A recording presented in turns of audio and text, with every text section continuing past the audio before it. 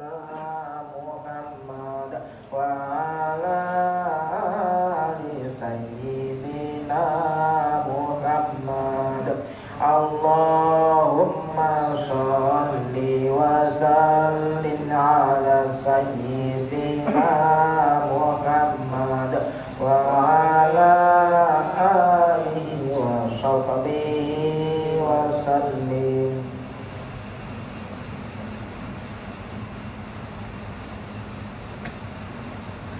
إن الله وملائكته يصلون على النبي يا أيها الذين آمنوا صلوا عليه وسلموا تسليما.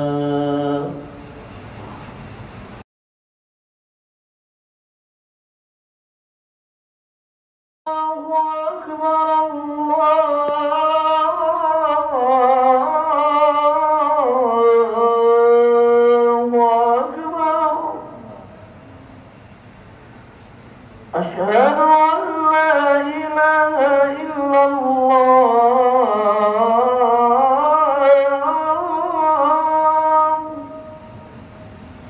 أشهد أن لا إله إلا الله.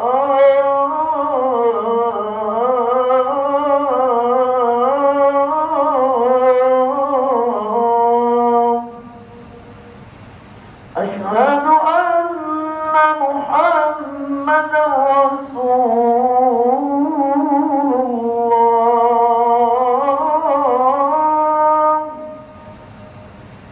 أشهد أن محمد رسول الله.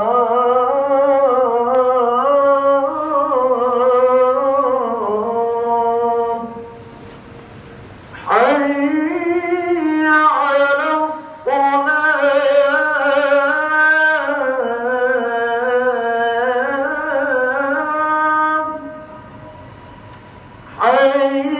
على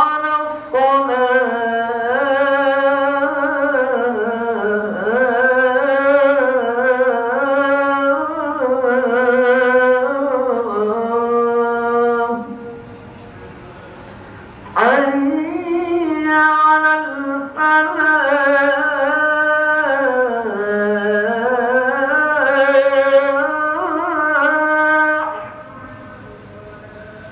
حي على الفلاح.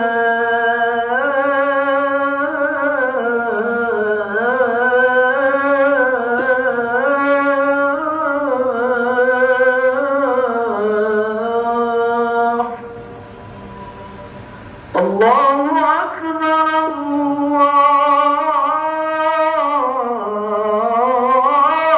الله أكبر. لا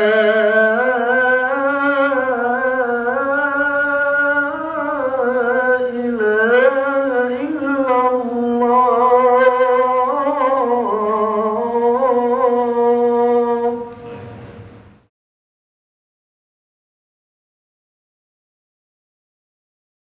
Masjid Hidayatullah ini adalah masjid yang bersejarah, masjid yang sudah tua usianya, sudah tua umurnya. Ya, diperkirakan dibangun tahun 1747 Masehi. Ya, 1747 Masehi dibangunlah Masjid Hidayatullah, yang mana ketika itu belum pakai nama. Ya, masih dengan menyebut masjid. Nah, masjid-masjid bahkan kemudian berkembang, ya, karena di situ ada, di salah jalan daripada karena depan ada namanya sebuah pohon yang cukup besar, itu pohon karet. Nah, dengan adanya pohon karet tersebut, maka wilayah daripada Masjid Hidayatullah, ya, kampung beserta sekitarnya dikatakanlah kampung karet, termasuk masjidnya orang mengenal dengan nama Masjid Karet.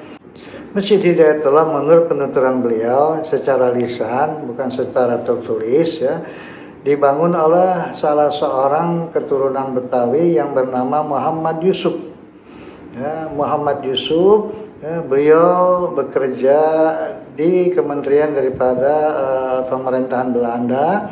Ya, kemudian beliau mewakafkan tanahnya 3.000 meter untuk kepentingan masjid.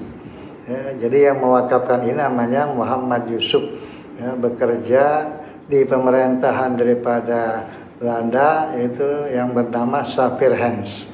Ya, kalau orang kita bilang majikannya teman Safir Hans. Nah, yang mewakafkan yaitu Muhammad Yusuf. Masjid ini mempunyai 3 budaya, ya. Satu budaya, ya, budaya Hindu dengan adanya menara yang simetris di atas itu, ada 2 menara. Nah, itu melambangkan adanya budaya Hindu yang banyak terdapat di Jawa Tengah dan Jawa Timur. Yang kedua, budaya Cina tampak terlihat dengan adanya lengkungan-lengkungan tipis pada ujung-ujung daripada genteng-genteng Masjid Hidayatullah. Itu lengkungan tipis khusus merupakan kebudayaan daripada budaya Cina. Itu bisa kita lihat pada lengkungan-lengkungan menara, ya, lengkungan menara yang tipis. Kemudian juga adanya tingkatan daripada bangunan-bangunan 3 tingkat tersebut. Ujungnya itu kelihatan nampak adanya lengkungan tipis. Ya, itu merupakan budaya daripada budaya Cina. Nah, yang ketiga, budaya Betawi. Budaya Betawi ini merupakan suatu budaya yang mengambil sebagian besar daripada bentuk Masjid Hidayatullah, yaitu dengan adanya jendela, ya, dengan relung berbentuk bambu itu daripada kayu jati, ya, kemudian juga dengan dibukanya ekspos terbuka ke atas, ya, sehingga ventilasi udara cukup banyak masuk dan memberi kenyamanan, kesejukan, kenikmatan orang ibadah Masjid Hidayatullah, ya, itu juga merupakan budaya daripada Betawi. Ya, kemudian juga pintu-pintunya yang berbentuk, ya, dengan garis-garis, ya, ataupun dengan pembagian ciri-ciri ataupun jari-jari, ini juga menandakan daripada bentuk daripada budaya Betawi. Sejalan dengan perkembangan daripada kota Jakarta, ya, Masjid Hidayatullah pun ikut berpartisipasi membantu pembangunan kota Jakarta, ya, membantu pembangunan kota Jakarta yang tadi luas tanahnya 3.000 meter wakaf daripada Muhammad Yusuf. Ya, kemudian karena adanya perkembangan kota Jakarta, ya, perluasan Kali Kerukut, kedua pembuatan jalan alternatif, ya, maka tanah wakaf Masjid Hidayatullah sekarang tinggal 1.600 meter kurang lebih, ya. 1.400-nya digunakan, disumbangkan untuk ikut berpartisipasi membangun kota Jakarta. Ya asratan ala ibadi ma yatim min rasulin illa kanu bihi yastajun. Alam yarau kama ladda qablum min al-qurun annahum ilayhim la yarji'un. Wa in kullum ma jami'un ladaina muhdarun. وآية لهم الأرض الميت فميناها وأخرجنا منها بابا منه يأكلون. Puji dan syukur marilah kita panjatkan kehadirat Allah Subhanahu wa taala. Alhamdulillah wa syukrulillah, siang hari ini di hari yang paling mulia, hari Jumat Sayyidul Ayyam, di bulan yang paling mulia, bulan Ramadan Sayyidul Syuhur, sama-sama kita bisa berkumpul dalam rangka menjalankan kewajiban kita, salat Jumat berjamaah.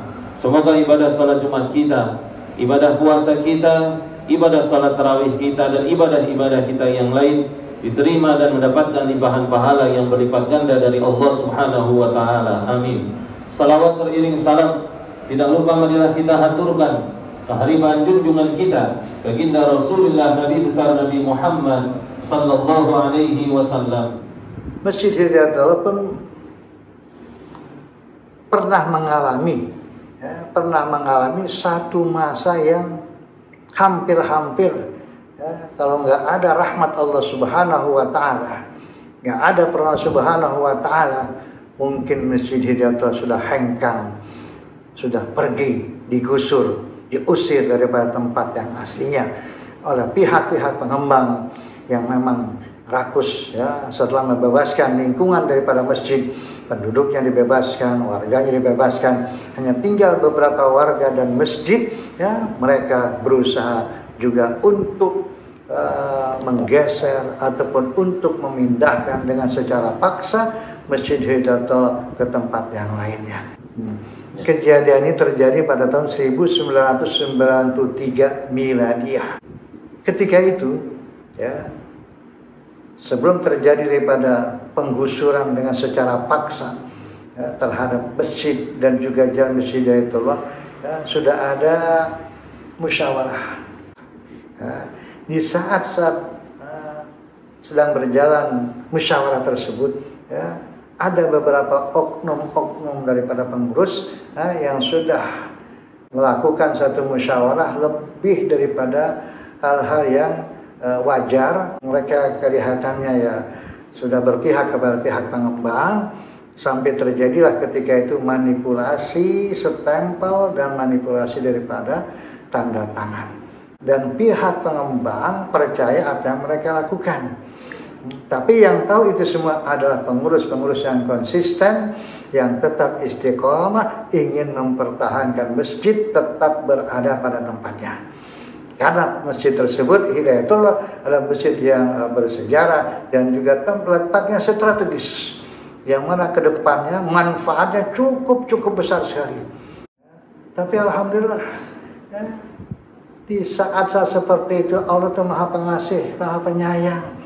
Ya, Allah cinta kepada yang benar, kepada yang lurus ya. Ada di situ beberapa instansi yang tetap istiqomah, enggak ikut kepada mereka, bahkan membantu mewujudkan keberadaan daripada Masjid Hidayatullah. Nah, instansi ini siapa? Ya, adalah mereka yang bergerak dalam bidang kemisionan. Dinas Museum DKI itu yang membantu mempertahankan daripada keberadaan Masjid Hidayatullah. Ketuanya waktu itu adalah Al-Mukarram Sudirman Surahmat, dibantu dengan juga Chandrian dan juga kawan-kawan yang lain. Ketika terjadi usaha mereka untuk memindahkan daripada Masjid Hidayatullah, terjadi bentrok fisik. Nah, itu 1993 terjadi bentrok fisik antara kita pihak masjid jamaah dengan mereka pihak pengembang menggunakan orang-orang preman, sehingga mengakibatkan 3 orang daripada pengurus dan jamaah masjid terkena luka. Alhamdulillah ya, semuanya dengan rahmat subhanahu wa ta'ala, mereka semuanya ikhlas dengan adanya kelakuan yang menyebabkan mereka, jemaah kita, pengurus kita terkena luka daripada perbuatan mereka ya. Jemaah semuanya, pengurus rela dengan seperti itu, nggak jadi masalah. Yang penting ini masjid bisa dipertahankan, bisa tidak digusur dan tetap berada pada tempatnya yang sekarang ini.